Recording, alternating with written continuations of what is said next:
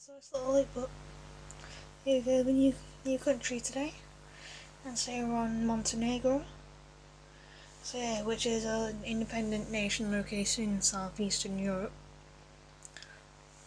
with Kosovo, no it's not, Kosovo in the east, Croatia in the west, Serbia in the northeast, and Bosnia and Herzegovina in the northwest, and Albania to the southeast. And also has a coast in the Adriatic Sea in the southwest, with the capital being, and the largest city being, Podgorica, and the city of Sentinji, which is the country's old royal capital. So yeah, Montenegro's history began in like the early Middle Ages, inside the early Roman province of Dalmatia, in what makes up modern day Montenegro.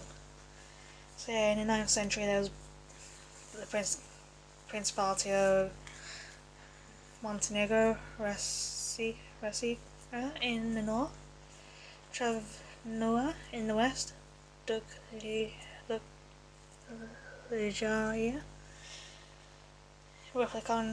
which roughly corresponds to the southern half of the country. And it was led by Stefan Rajislav, took place in 1042, and led to the independence of Duklijaya and the creation of the Vladislav Lejevic dynasty. And Duklijaya reached its peak under Mihailo Duklijaya. No, it wasn't. It was just Mihailo, as it was kind of skipped a line. Son, Vladislav's son, between 1046 and 1081, and his grandson between 1081 and 1101. By the 13th century, Duklijaya was referred to as Zeta, and in the 14th century, Zeta in southern Montenegro came under the guardianship of a Baltic noble family, which was then succeeded by the Kranjevic noble family. And by the 15th century, Zeta was mostly referred to as Gernagora, and from 1496 to 1878, most portions of Montenegro was controlled by the Ottoman Empire. There goes Bath. And a few was controlled by Venice. And between 1550 and 1851, Sentinji was ruled by Prince Bishops, and the House of Petrovic Neagos was in power until 1918. And since Montenegro had been a section of Yugoslavia, and it was gained independence in a referendum held on the 21st of May 2006, and was able to declare its independence on June 3rd the same year. So yeah, here we go with a little bit more detail into it all. There was the first people to settle in the region were the Illyrians, who arrived during the late Iron Age by 1000 BC, and the general Illyrian dialect and culture spread throughout most of the Balkans, as hill forts were the most common form of settlements. With time, Illyrians developed loose coalition of tribes concentrated on what is presently Macedonia and northern Albania. Around 4000 BC, the maritime Greeks established coastal colonies in the regions with Illyrian settlements, and after that the Hellenic culture slowly spread from Greek centres, especially in Buffalo, Let me know if I'm not actually saying any of it right. And the Romans followed soon after, as the Romans came in 228 BC after the Greeks requested for their protection from an Illyrian named Tuta, and she fled to Rusam, but the Romans stayed in the region due to the natural resources available, and the Romans faced resistance from the Illyrians until 168 BC, when Gentius, the last Illyrian king, was defeated. And by 100 BC, the Romans had fully absorbed the Balkans into their provinces.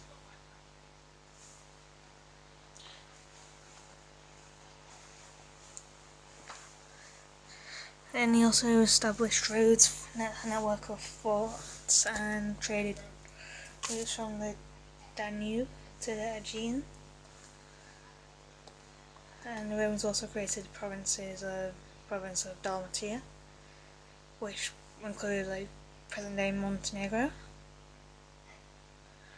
And in 395 AD, the Roman Empire was split into two administrative halves, with the western half being retained by Rome as capital city, and in the eastern half became the Byzantine Empire and was centred in Constantinople. And Montenegro lay on the dividing lines between the two halves. And during the Middle Ages, Duclaja attained its independence from the Byzantine Roman Empire in 1042, and in the few decades that followed, Duclaja expanded its territory into neighbouring Bosnia and Thracia. It was also recognised as a kingdom, and its power began to decline at the start of the 12th century after the death of King Bodin, and a number of civil wars followed, while the nobility fought for the throne, and the kingdom became weak, and by 1186 it was seized by Stefan Nemanja and integrated into the Serbian kingdom as a province called Zeta. And the Serbian Empire fell in the second half of the 14th century, and the Basics became governors of Zeta. And in 1421, Zeta was annexed by the Serbian Despotate. However, after 1455, the Kranjevics, another noble family from Zeta, became the rulers of the country, thus making it the last free monarchy of the Balkans before it was seized by the Ottomans in 1496 and got annexed to the Sanjaka Shkoda. And during the tenure of Kranjevics, Zeta was referred to by its current name of Montenegro. And from 1511 to 1528, Montenegro was separate sovereign Sanjak, and another version existed between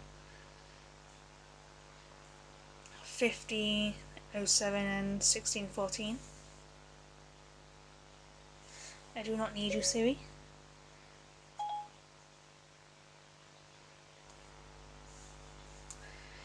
And in the 16th century, the country established a type of sovereignty within the Ottoman Empire that permitted Montenegrin clans freedom from some restrictions. As the Montenegrins were, however, still displeased with the Ottoman rule, and in the 17th century they carried out a number of rebellions which led to the defeat of the Ottomans in the Great Turkish War, and Montenegro became a theocracy governed by metropolitans, which thrived after the Petrovic in Nejagos became a prince-bishop who referred to as Vardika of Montenegro. Governors were introduced by the Venetian Republic, and they meddled in the country's politics, and in 1797 the Republic was succeeded by the Austrian Empire. In 1832, Prince Bishop Petar II abolished the governors, and under Nicholas I, the principality was expanded a number of times. in the Montenegro-Turkish Wars and was recognised as sovereign in 1878 under governorship of Nicholas II, not the second, Nicholas I. Montenegro and the Ottoman Empire were able to establish diplomatic relations which led to 30 years of peace between the two nations until the possession of Abdul Hamid II, and the state became modernised, and in 1905 a draft constitution culminated, and political rifts, however, materialised between the ruling People's Party, who were in favour of democratisation process and union with Serbia, and those of a true People's Party, who were mostly monarchist. And Montenegro became a kingdom in 1910 due to the Balkan Wars in 1912 and 1913, and a common border with Serbia was formed. And during World War I, Montenegro was among the Allied powers, and the country was occupied by Austria-Hungary from 1916 to October 1918, and during the period King Nicholas fled the nation and formed a government in exile in Bordeaux, now France, and Montenegro was liberated by the Allies soon afterwards, and the Podgorica Assembly was organised and voted for the unification of the country with the Kingdom of Serbia in November 1918. And in 1922, Montenegro officially became the Oblast of Cetinje of the Kingdoms of Serbs, Croats and Slovenes, alongside the other coastal regions of the Bay of Kotor and Budva. In 1929, the country became a section of the bigger Sita Banate of the Kingdom of Yugoslavia that stretched to the Neretva River. And in April 1941, the Kingdom of Italy, Nazi Germany and other Axis allies attacked and occupied the Kingdom of Yugoslavia, and Montenegro was occupied by Italian forces, who established a puppet Kingdom of Montenegro. Like the rest of Yugoslavia, Montenegro was freed by the Yugoslav people, partisans, in 1944, and became one of the 6 constituent republics of the Communist Social Federal Republic of Yugoslavia, SFRY, and its capital of Podgorica.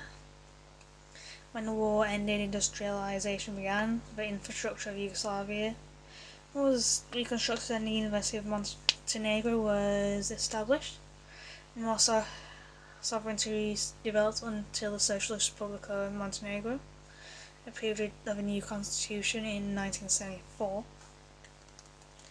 And in 1992, the SFRY was dissolved, and Montenegro and Serbia remained a section of the smaller Federal Republic of Yugoslavia. And in 1996, Montenegro's government, led by Milo Đukanović, cut off ties between Montenegro and Serbia, and Montenegro came up with its own economic policy and assumed that the German Deutschmark as its currency, and soon afterwards adopted the euro despite it not being part of the Eurozone currency union.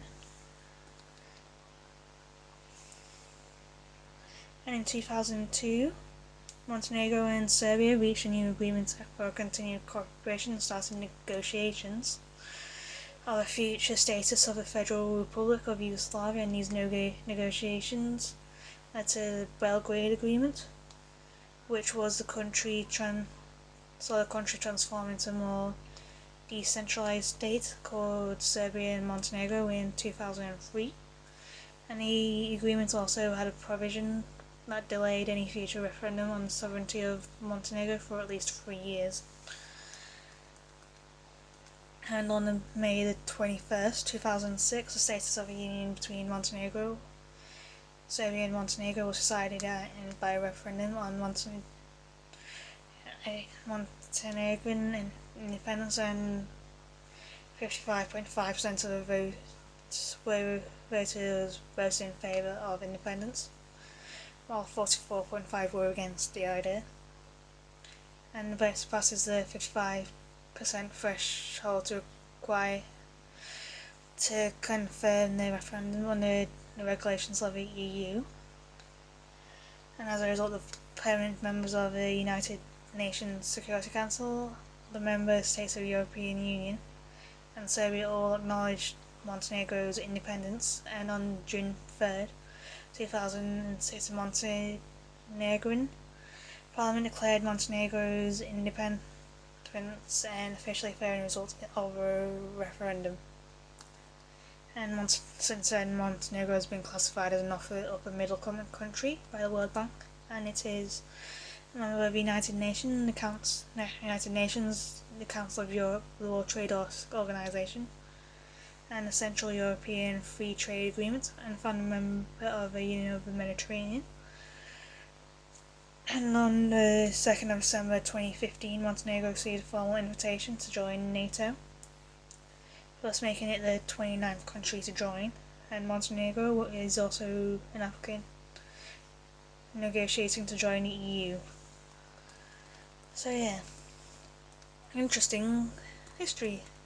And moving on to the language, and as it has been a raging issue for many years in Montenegro, until recently the controversy has yet to be resolved, and as to the name of the official national language, as Montenegrin is an official native language specified on the Constitution of October 22nd, 2007. But anti-Montenegrin advocates say Serbian is the official language, and the Constitution of Ustav as this divided the Montenegrins into two factors, one favouring Serbian and the other choosing Montenegrin, and on the claiming that they campaigned for harder Montenegro independence since 1990, and finally for Montenegrin as a national language. As a proposal of a national language, Montenegrin Serbian has not resolved the controversy, but has divided Montenegrins further, as a majority of mainstream politicians and other advocates advance on the opinion that the language issue is self-determination and carries people's rights to name the language they want, and say that it is not an attempt to form a new language when there is none to create itself. The Montenegrin PEN Centre says Montenegrin language does not mean systematically separate language, just one of four names: Montenegrin, Serbian, Croatian and Bosnian. As there is also instances in Montenegro that tend to show that the Montenegrin may finally prevail as the country's official language, and it has been the language of instruction of many elementary and secondary schools for many years. And in 2008, the Minister of Education declared that by 2009 all school textbooks, dictionaries and grammar books would be printed in Montenegrin. The language is part, he said, of an educational reform in the country. And if Montenegrin finally services as an official national language, the Serbian language and the Albanian, Bosnian, Croatian languages will remain to be officially used in the country, and English to be widely spoken, especially in Podgorica and other major tourist areas. Anyways, but that's a little bit about the language, and here we go with one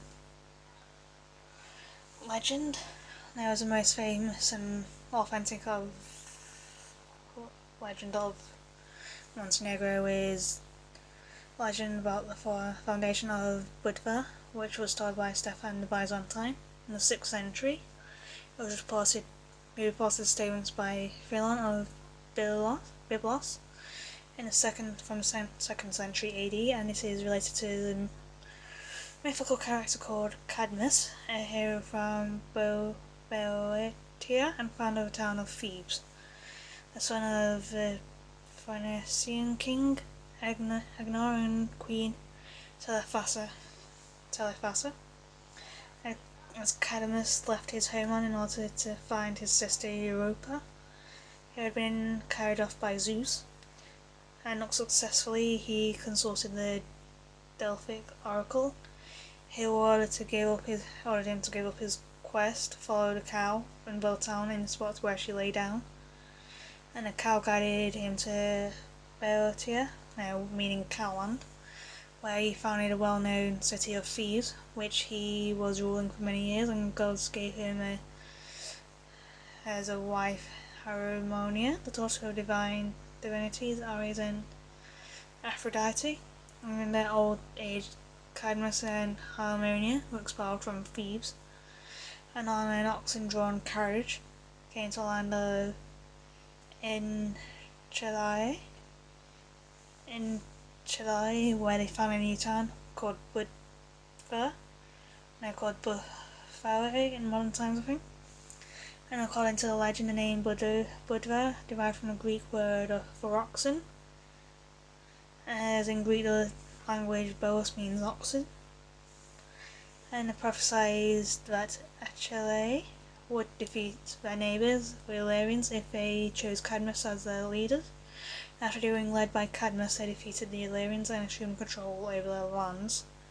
Near Harmonia bore a son to Cadmus named Illyrian, and towards the end of their life, Cadmus and Harmonia were punished by the gods for killing the dragon, who was Ares' son, and charged into blue-spotted serpents. And their grave, according to legend, is somewhere in the territory of Boca, Kotarska, or Drac. So yeah, it's an interesting little country in southeastern Europe.